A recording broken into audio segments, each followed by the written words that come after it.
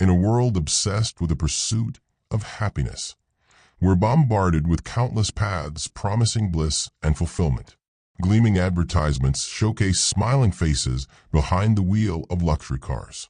Social media influencers promote exotic retreats guaranteed to transform your life. Self-help books promise happiness in 10 easy steps.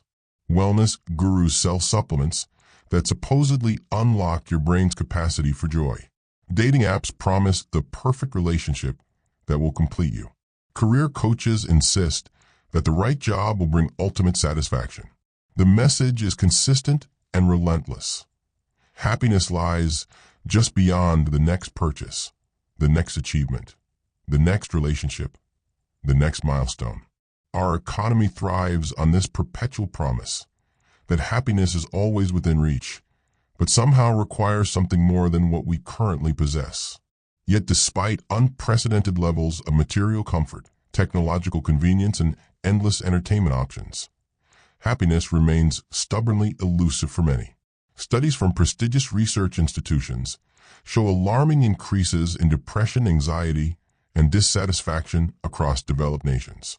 The World Health Organization reports that depression is now the leading cause of disability worldwide. Suicide rates have climbed steadily in many countries over the past 2 decades. Loneliness has reached epidemic proportions, with younger generations reporting higher levels of social isolation than their predecessors, despite being more digitally connected than any humans in history. The paradox is striking. Our modern world offers comforts and conveniences that would astound our ancestors, yet psychological well-being seems increasingly rare. We have bigger homes, faster internet, more entertainment options, better medical care, longer lifespans, and more unhappiness than ever before. What if we've been approaching happiness fundamentally wrong? What if the constant pursuit itself, this restless striving for something better, different, more, is precisely what prevents us from experiencing genuine contentment? What if our culture's basic assumptions about happiness are flawed at their very core? Perhaps the answers to our modern struggles lie not in the latest research or cutting-edge technology, but in ancient wisdom. There exists a philosophical tradition created over 2,300 years ago that directly challenges our contemporary views of happiness, success, and the good life. This philosophy thrived during times of both prosperity and hardship, guiding emperors and slaves alike. It offered practical wisdom for navigating life's greatest challenges and finding tranquility amid chaos. This philosophy is Stoicism, and it might contain the surprising truth about happiness we've all been searching for, but looking in all the wrong places. Section 1. The Stoic Paradox. Stoicism emerged in Athens around 300 BCE, founded by Zeno of Citium, a merchant who lost everything in a shipwreck and subsequently discovered philosophy. After studying with various philosophical schools, Zeno began teaching at the Stoa Poikile, a painted porch in the Athenian marketplace, which gave the philosophy its name. While Greek in origin, Stoicism reached its fullest development and most enduring expression in Rome. What makes Stoicism particularly fascinating is the diversity of individuals who embraced it. Seneca was a wealthy statesman, playwright, an advisor to emperors who amassed one of the largest fortunes in Rome. Epictetus began life as a slave, suffered permanent physical disability, and after gaining freedom became one of antiquity's most respected philosophers. Marcus Aurelius was the emperor of Rome, ruling the most powerful empire on earth during a time of plague and constant warfare. Despite their vastly different circumstances, these men shared a common philosophy about how to live well. The core insight they shared presents us with what seems like a paradox about happiness.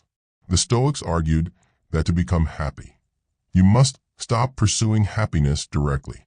In fact, making happiness your goal almost guarantees you won't achieve it. This counterintuitive approach challenges everything our consumer culture teaches us. Modern marketing insists that happiness comes from acquiring and experiencing more. Stoicism suggests the opposite, that happiness comes from wanting less and focusing on what truly matters. The Stoics weren't ascetics who rejected all pleasure. They didn't advocate withdrawal from society or denying normal human emotions. Instead, they offered a sophisticated psychological framework for understanding what truly contributes to human flourishing and what leads to suffering. They recognized that most human unhappiness stems from fundamental errors in how we perceive the world and our place in it. To understand this Stoic paradox fully, we need to examine the core principles of Stoic philosophy and how they relate to our modern pursuit of happiness. The Stoics developed a comprehensive system addressing logic, physics, and ethics, but for our purposes, we'll focus on the practical principles most relevant to finding lasting contentment in any circumstances. Section 2. The dichotomy of control. The foundational principle of Stoicism is what Epictetus called the dichotomy of control. This principle appears in the very first lines of his Enchiridion handbook. Some things are within our power, while others are not. Within our power are opinion, motivation, desire, aversion, and in a word, whatever is of our own doing. Not within our power are our body, our property, reputation, office, and in a word, whatever is not of our own doing. This distinction between what we can control and what we cannot might seem obvious at first glance, but the Stoics recognize that most of us live as if the opposite were true. We expend enormous emotional energy trying to control things beyond our power while neglecting the one thing we truly can control: our own choices and responses. Consider how much anxiety and frustration stems from attempting to control what cannot be controlled. We get angry at traffic jams, as if our rage could make the cars move faster. We feel anxious about tomorrow's weather even though our worry won't change it. We become upset when someone forms a negative opinion about us, despite having no direct control over another person's thoughts. We stress about the economy, politics, or natural disasters, all beyond our individual control. Meanwhile, we often fail to exercise control where we actually have it, over our judgments, our values, our responses to events, and our moment-to-moment choices. We react automatically to provocations instead of choosing our response. We allow external events to determine our emotional state rather than maintaining inner equilibrium. The Stoics proposed a radical solution to this misallocation of mental energy. Focus exclusively on what you can control, your judgments, decisions, and actions, and accept everything else as neither good nor bad in itself. This doesn't mean becoming passive about external circumstances, but rather engaging with them from a place of clear-minded acceptance of what is and isn't within our power. This principle transforms our approach to happiness in a fundamental way. Instead of making happiness dependent on specific external circumstances, a particular job, relationship status, income level, or social recognition, we recognize that genuine contentment comes from within. It comes from making good use of what is actually in our control. A modern Stoic practitioner describes the impact of this shift. When I began applying the dichotomy of control to my daily life, I realized I was expending enormous emotional energy on things I couldn't influence: my coworker's mood, my partner's decisions, whether my flight would be delayed, if the stock market would go up or down. By shifting my focus to what I can control, my responses, my preparation, my attitude, my own choices, I found a kind of freedom I never expected. Paradoxically, by accepting that I can't control most things, I discovered a new sense of empowerment over what truly matters. This perspective doesn't eliminate natural preferences. Of course, we prefer health to illness, wealth to poverty, recognition to obscurity. But by detaching our happiness from these externals, we create an inner citadel that remains secure regardless of circumstances.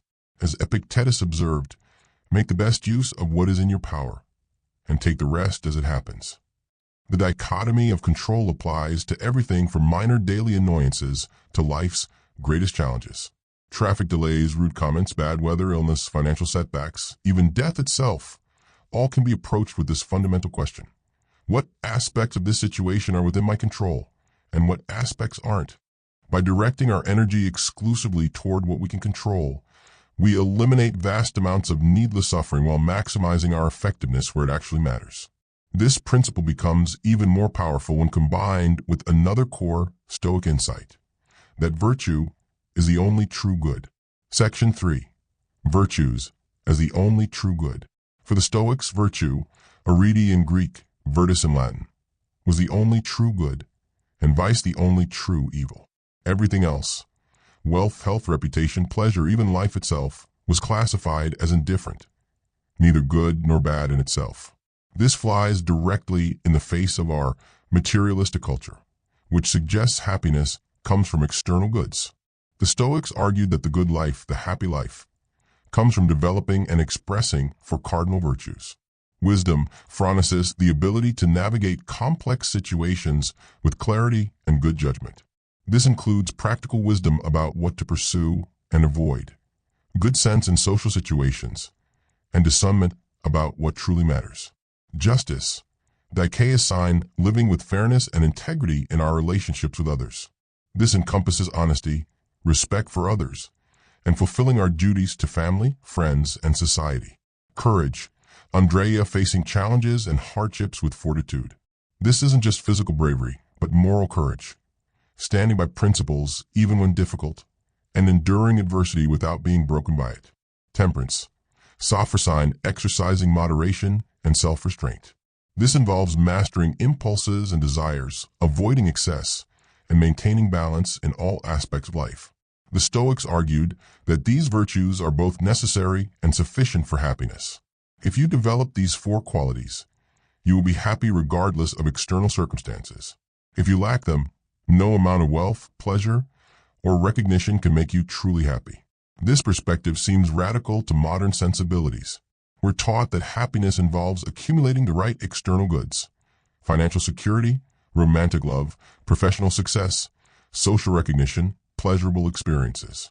The Stoic claim that none of these things are essential for happiness strikes many as either naive or depressing. Yet modern psychological research increasingly supports this ancient view. Studies consistently show that after our basic needs are met, food, shelter, security, additional wealth, possessions, or status bring diminishing returns on happiness.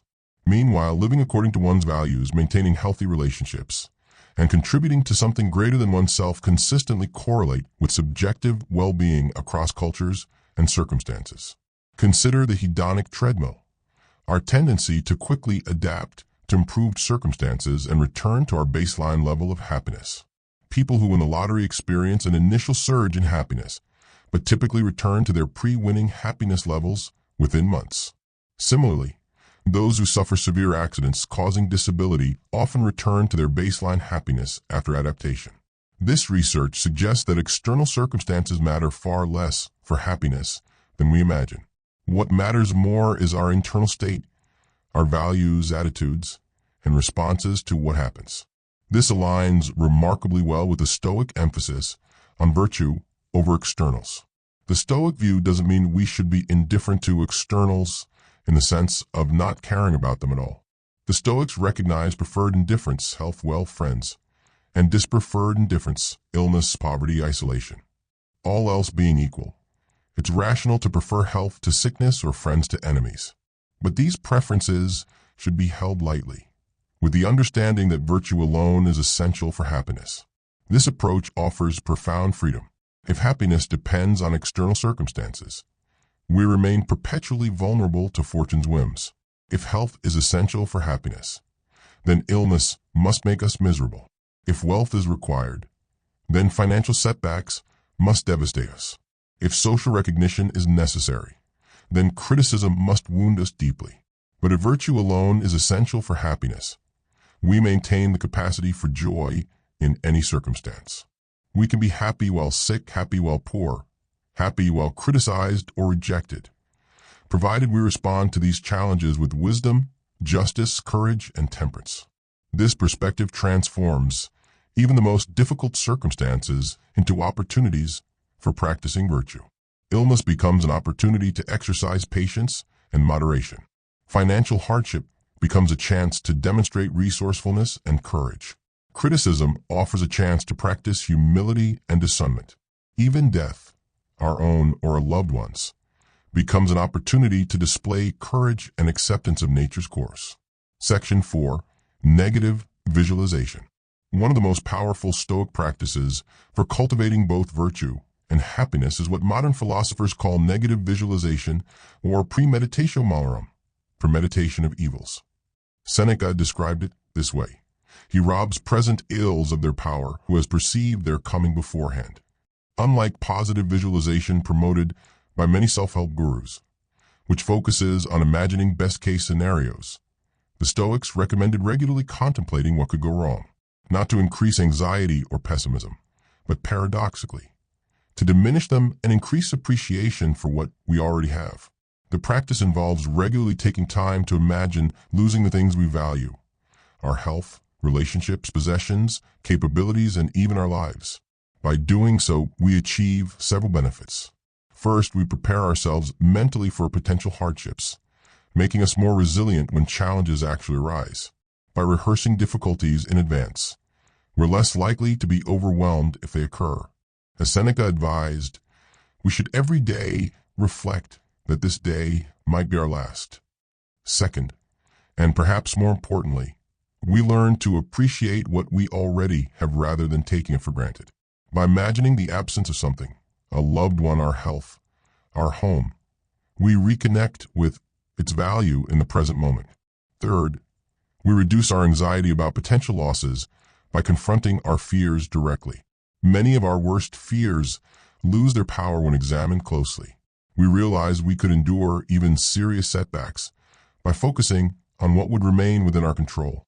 Fourth, we gain perspective on our attachments and dependencies.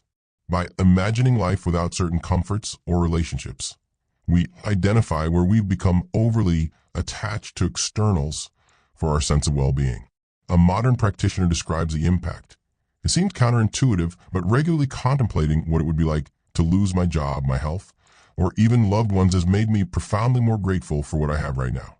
When I imagine not having something, I stop taking it for granted. Surprisingly, the practice doesn't make me anxious or morbid. It actually helps me enjoy the present moment more deeply because I recognize its impermanence. This practice can be incorporated into daily routines. Some modern Stoics begin each day by briefly imagining losing something they value. Others practice while looking at their sleeping children, imagining a time when they will be grown and gone.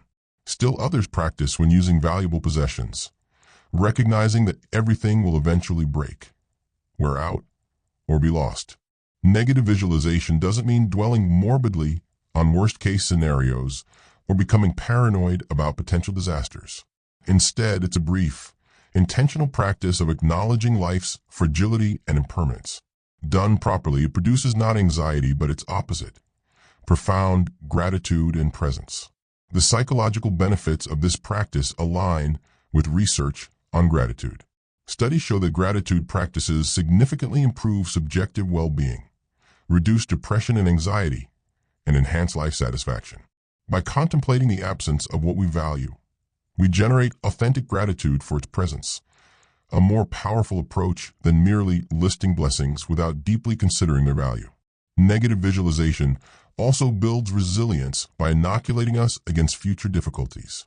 Research on psychological preparation shows that mentally rehearsing challenges improves our ability to cope when they actually occur. By contemplating potential hardships in advance, we develop confidence in our ability to handle whatever comes our way. Perhaps most importantly, negative visualization reminds us of what truly matters. When we imagine losing external goods, we're reminded that virtue remains within our control regardless of circumstances. This reinforces the core Stoic insight that happiness depends not on what happens to us, but on how we respond to what happens. Section 5. The View from Above. Another powerful Stoic meditation complementing negative visualization is what's called the view from above. While negative visualization focuses on specific losses, the view from above zooms out to contemplate our place in the vastness of the cosmos. Marcus Aurelius described this practice beautifully. Think of the whole universe of matter and how small your share. Think about the expanse of time and how brief, how small the portion assigned you. Think about the workings of fate and how infinitesimal your part. This cosmic perspective doesn't aim to make us feel insignificant or meaningless.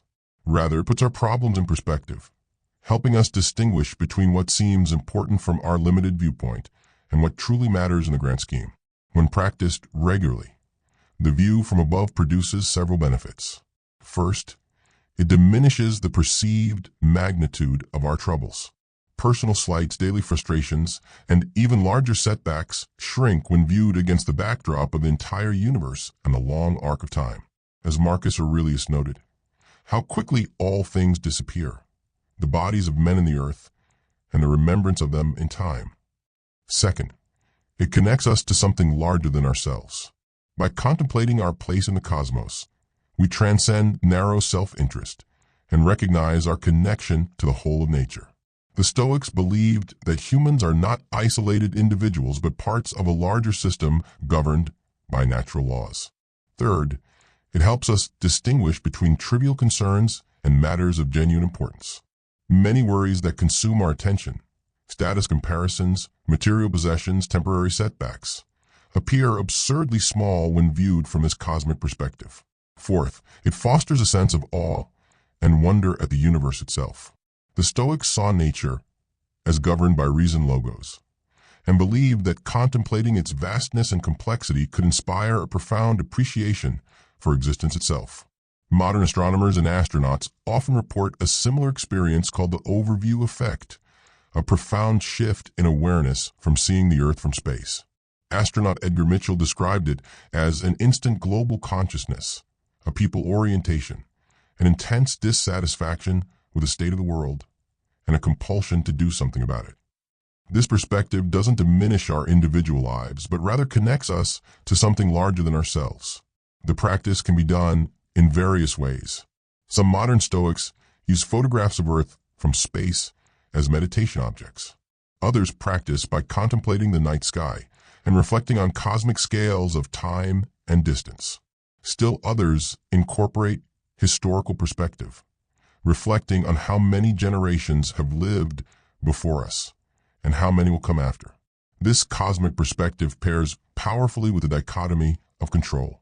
When we zoom out to view our lives from this vantage point, we gain clarity about what truly lies within our control and what doesn't. The opinions of others, material possessions, and even our physical bodies appear as temporary, externally determined aspects of existence. What remains in our control, our judgments, values, and choices, stand out as our essential contribution to the cosmic order. Modern psychology recognizes the value of this perspective shift.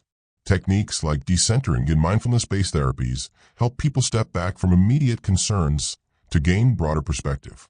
Research shows this ability to mentally zoom out correlates with reduced emotional reactivity and greater psychological flexibility. The view from above doesn't encourage detachment from life or indifference to suffering. Instead, it fosters what philosopher Pierre Hadot called Stoic joy, a profound appreciation for existence itself, even with its inherent challenges and limitations. By recognizing our small but significant place in the cosmos, we participate more fully in what the Stoics considered the natural order. As Marcus Aurelius advised himself, survey the circling stars, as though yourself were in mid-course with them. Often picture the changing and rechanging dance of the elements. Visions of this kind purge away the impurity and grossness of life on earth. Section 6. Amor fati, loving what happens. Perhaps the most challenging and profound Stoic principle is amor fati, the love of fate. While not explicitly named by ancient Stoics, this concept, popularized by Nietzsche but fully consistent with Stoic philosophy, represents the culmination of Stoic practice, not merely accepting what happens, but actively embracing it. This doesn't mean passive resignation to circumstances or fatalistic defeatism. Rather, it represents a radical acceptance and even love for everything that happens to us, especially the difficult parts. Epictetus expressed it this way: don't seek for everything to happen as you wish it would, but rather wish that everything happens as it actually will. Then your life will flow well. The Stoics believed that the universe operates according to natural laws, and resisting reality only creates suffering.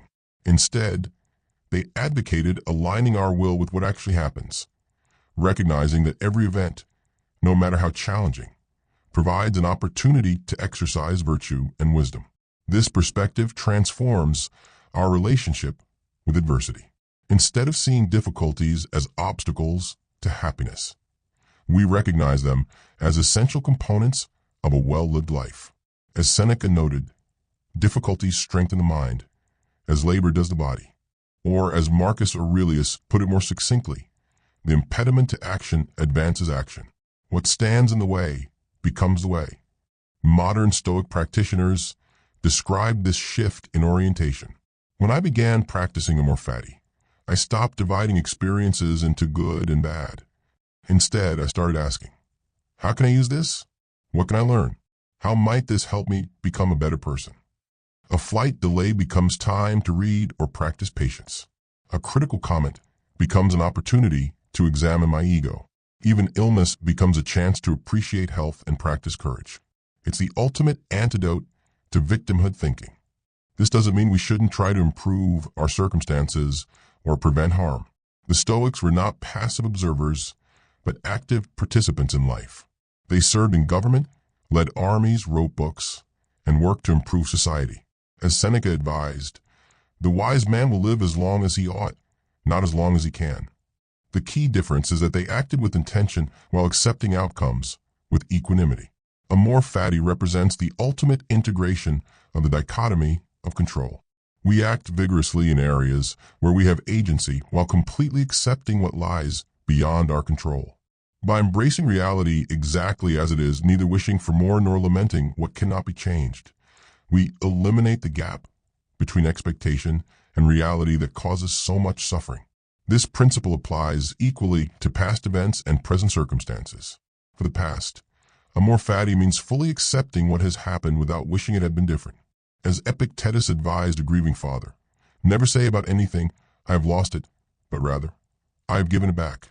For the present, it means embracing current reality as necessary and perfect in its own way, even while working to influence future events.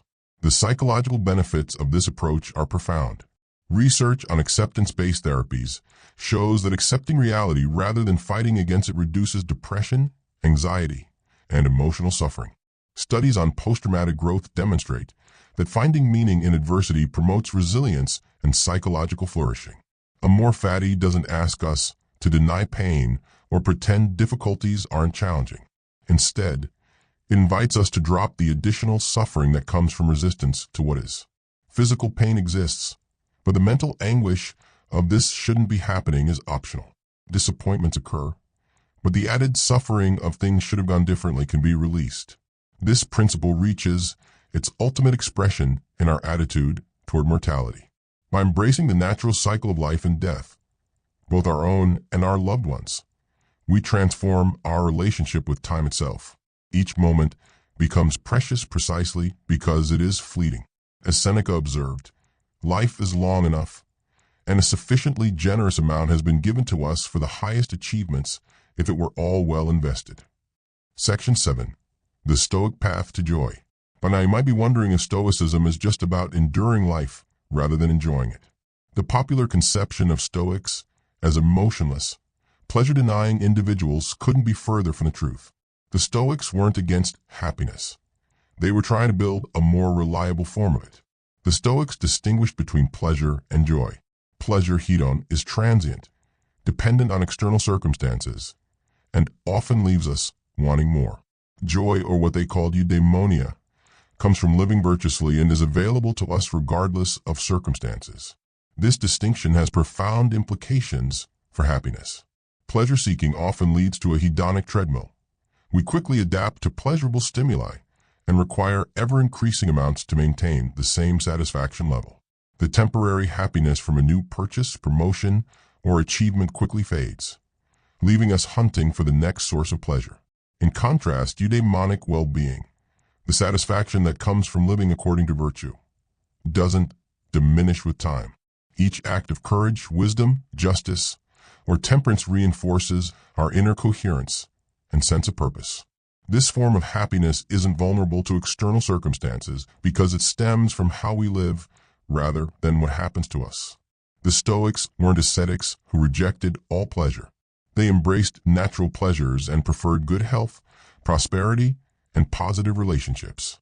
As Seneca wrote, "It is not the man who is too little who is poor, but the one who hankers after more. The Stoics simply understood that attaching our happiness to these externals makes us vulnerable and anxious. Instead, they advocated enjoying preferred indifference when available while recognizing them as unnecessary for happiness. This perspective allows us to fully enjoy life's pleasures without becoming dependent on them. We can savor a delicious meal, delight in friendship, or appreciate beauty without the desperate grasping that characterizes addictive pleasure-seeking. Modern research in positive psychology supports this distinction between hedonic and eudaimonic well-being. Studies show that while pursuit of pleasure can bring temporary happiness, it often leads to emptiness and diminishing returns. In contrast, eudaimonic well-being, based on meaning, purpose, and living according to one's values, correlates with deeper satisfaction, better health outcomes, and greater resilience. Perhaps most importantly, the Stoic approach to joy allows us to find happiness even in difficult circumstances. By focusing on our response rather than external events, we maintain access to meaningful satisfaction regardless of what happens. As Viktor Frankl, who endured Nazi concentration camps, observed, "Everything can be taken from a man but one thing, the last of the human freedoms, to choose one's attitude in any given set of circumstances." This perspective doesn't diminish suffering or suggest we should pretend difficulties don't hurt. Rather, it offers a path to meaning and even joy within suffering. By exercising virtue in response to challenges, facing illness with courage, injustice with integrity, loss with acceptance, we access a form of satisfaction unavailable to those who measure happiness solely by pleasant experiences. As Seneca wisely noted, the happiness that comes from material gains is brittle, but the joy that comes from within is solid and enduring. By focusing on virtue rather than pleasure, we build a form of happiness that nothing can take away, not illness, poverty, criticism, or even death itself. Section 8. Stoicism versus modern happiness culture. Our contemporary culture promotes a vision of happiness fundamentally at odds with Stoic principles. We're bombarded with messages suggesting that happiness comes from constant stimulation, accumulation, and validation. Social media platforms design algorithms to maximize engagement through outrage, comparison, and dopamine hits. Advertising creates artificial desires and promises satisfaction through consumption. Self-help gurus sell formulas for success defined by external achievements. This approach creates what psychologists call a hedonic treadmill. We continuously adapt to new pleasures and possessions, requiring ever more stimulation to maintain the same level of happiness. No matter how much we acquire or achieve, the satisfaction proves fleeting, pushing us to seek the next source of pleasure. Research increasingly confirms the limitations of this approach. Studies show that experiences like scrolling social media or shopping produce dopamine hits that quickly fade, leading to a cycle of craving and temporary satisfaction. This may explain why depression and anxiety rates continue to rise despite increasing material prosperity in developed nations. The problem isn't just that modern happiness culture doesn't work. It's that it actively undermines genuine well-being in several ways. First, it makes happiness dependent on circumstances beyond our control, creating chronic insecurity. If happiness requires specific external conditions, a certain income level, relationship status, body type, or social recognition, we remain perpetually vulnerable to fortune's whims. Second, it fosters unhealthy comparison with others, diminishing satisfaction with our own lives. Social media amplifies this tendency, presenting carefully curated highlights of others' lives against which we compare our complete reality. Third, it promotes unrealistic expectations of constant positive emotion. When normal human experiences like sadness, frustration, or disappointment arise, we interpret them as failures rather than natural parts of life. Fourth, it separates happiness from meaning and virtue, leaving us with pleasure but no purpose. As philosopher Friedrich Nietzsche observed, "He who has a why to live for can bear almost anyhow." In contrast, Stoicism offers a path to what psychologists now call eudaimonic well-being, happiness based on meaning, purpose, and living according to one's values. This approach aligns with research showing that the most reliable sources of lasting satisfaction include autonomy, an internal locus of control, competence, and the opportunity to use one's skills, meaningful relationships, and connection to something larger than oneself. Living according to one's values, finding meaning and purpose in both joys and difficulties. Modern Stoic practitioners report benefits directly addressing the shortcomings of contemporary happiness culture. Greater resilience in the face of adversity. By focusing on what they can control and viewing challenges as opportunities to practice virtue, they navigate difficulties with less emotional turbulence. Reduced anxiety about externals. By holding preferences lightly rather than seeing them as necessities, they experience less worry about potential losses or missed opportunities. Deeper appreciation for what they have. Through practices like negative visualization, they experience greater gratitude and presence with existing blessings rather than always seeking more. Freedom from social comparison. By measuring themselves against their own values rather than others' achievements, they escape the comparison trap that fuels so much modern dissatisfaction. The contrast between Stoicism and modern happiness culture reveals why so many people feel chronically dissatisfied despite unprecedented material prosperity. By pursuing happiness directly through pleasurable experiences and external achievements, we paradoxically make it more elusive. By focusing instead on living virtuously and accepting reality as it is, we discover a more reliable form of well-being. Section 9. Practicing Stoicism in modern life. So how can we apply these ancient principles to our 21st century lives? Modern Stoics have adapted the philosophy into practical daily routines that address contemporary challenges while honoring the essence of Stoic teaching. The morning preparation. Many modern Stoics begin each day with a brief meditation, reviewing potential challenges they might face and preparing Stoic responses in advance. This practice, inspired by Marcus Aurelius, who wrote his meditations primarily as morning self-exhortations, helps set intentional responses rather than defaulting to reactive patterns. Before I check email or social media, I take 5 minutes to visualize potential challenges: a difficult conversation with my boss, unexpected delays, possible rejection of a proposal. For each scenario, I remind myself what lies within my control and how I can respond virtuously regardless of outcomes. This simple practice transforms how I navigate the day. Mindful judgments. Throughout the day, Stoic practitioners create space between stimulus and response by questioning automatic judgments. When something seems bad or unfair, they pause to examine whether this judgment relies on false expectations or attachment to externals.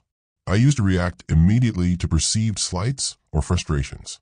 Now I pause and ask, is this truly harmful or just contrary to my preferences? Is my distress coming from the situation itself or my judgment about it? This small gap between event and response gives me freedom to choose virtue rather than react automatically. The dichotomy of control and action.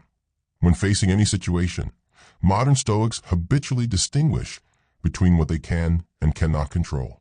This simple but profound analysis prevents wasted emotional energy and focuses attention where it matters. When my flight was canceled, I watched others yell at staff or stew in frustration. I asked myself, what aspects of this situation can I control? I couldn't control the weather or airline policies, but I could control my response, how I used the unexpected time, and how I treated others. This shifted my entire experience from frustration to acceptance. Negative visualization practice.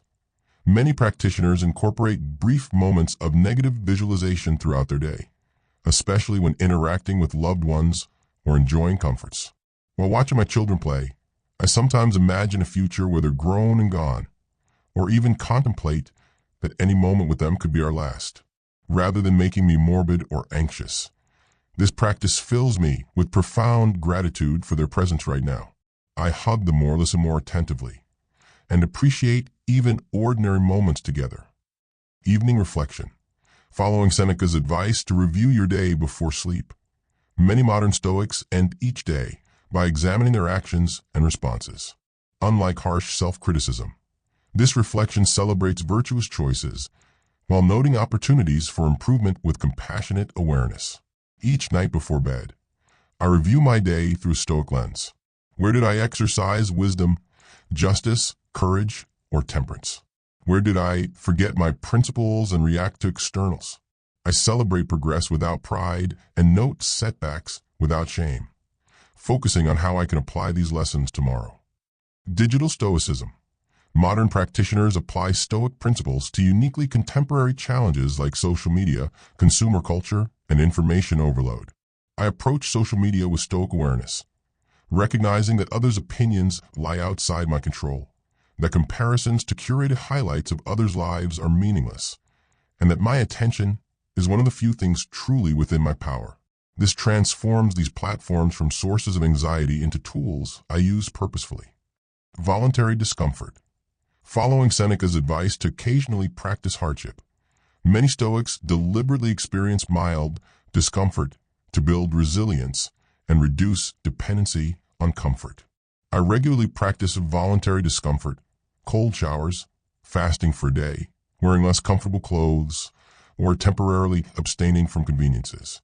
These practices remind me that discomfort itself isn't harmful and reduce my fear of potential hardships. They also increase my gratitude for everyday comforts I usually take for granted. These practices create a comprehensive approach to modern living informed by Stoic principles. Rather than a rigid doctrine, modern Stoicism offers practical tools for navigating contemporary challenges with greater resilience, purpose, and tranquility. The benefits reported by practitioners address many of modern life's most common struggles. Stoicism helped me manage my anxiety by focusing on what I can control and accepting what I can't.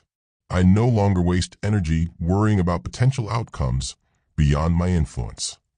After practicing negative visualization, I'm so much more grateful for my health, my relationships, and even simple conveniences I used to take for granted. I find joy in ordinary moments I once overlooked. As a leader, Stoicism helps me stay calm during crises and make decisions based on principles rather than emotional reactions. My team notices the difference in how I handle setbacks. Stoicism freed me from social media anxiety and status competition. By focusing on my own virtue rather than others' opinions, I'm no longer at the mercy of external validation. During my cancer treatment, Stoic principles helped me focus on what remained within my control: my attitude, my treatment decisions, how I spent my energy, rather than raging against my diagnosis or sinking into despair.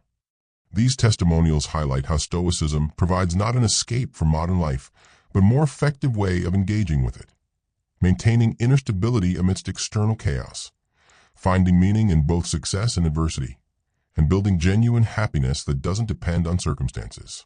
Conclusion: the paradoxical path to happiness. The paradox at the heart of Stoicism is that by stopping our direct pursuit of happiness, we become more likely to find it. By focusing on virtue rather than pleasure, on acceptance rather than resistance, on what we can control rather than what we can't, we discover a form of well-being that remains available to us in any circumstance. This ancient philosophy offers profound insights for our modern predicament. In a world obsessed with more wealth, more status, more experiences, more validation, Stoicism suggests that the path to happiness lies not in wanting more, but in wanting what we already have, not in controlling our environment, but in mastering our responses, not in avoiding difficulties, but in transforming our relationship with them. The Stoic practices we've explored, the dichotomy of control, virtue as the only true good, negative visualization, the view from above, and amor fati, provide practical tools for navigating life's challenges with greater resilience and tranquility.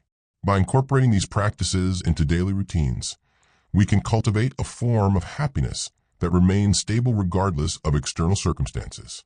This doesn't mean Stoicism promises a life free from pain, loss, or difficulty. The Stoics were realistic about life's hardships and even embraced them as opportunities for growth.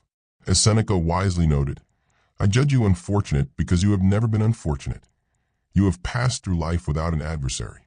No one can know your mettle, not even you." What Stoicism offers instead is a framework for finding meaning, purpose, and even joy within life's full spectrum of experiences. By focusing on virtue rather than pleasure, we access a deeper form of satisfaction, one that comes not from what happens to us, but from how we respond to to what happens. Perhaps most importantly, Stoicism reminds us that authentic happiness isn't something we achieve once and for all through the right purchases, accomplishments, or life circumstances. It's a practice, a moment-by-moment choice to align our lives with virtue, to focus on what we can control, and to accept reality as it is while working to improve what we can. In this sense, the Stoic path to happiness is less like reaching a destination and more like learning to dance with life as it unfolds. It requires presence, adaptability, and a willingness to engage fully with both the beautiful and difficult aspects of human experience. As Marcus Aurelius reminded himself, when you arise in the morning, think of what a precious privilege it is to be alive, to breathe, to think, to enjoy, to love.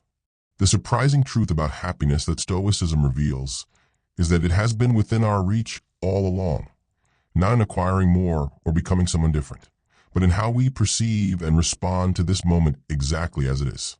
By embracing this ancient wisdom, we free ourselves from the exhausting pursuit of happiness and discover it waiting for us in the very place we stand.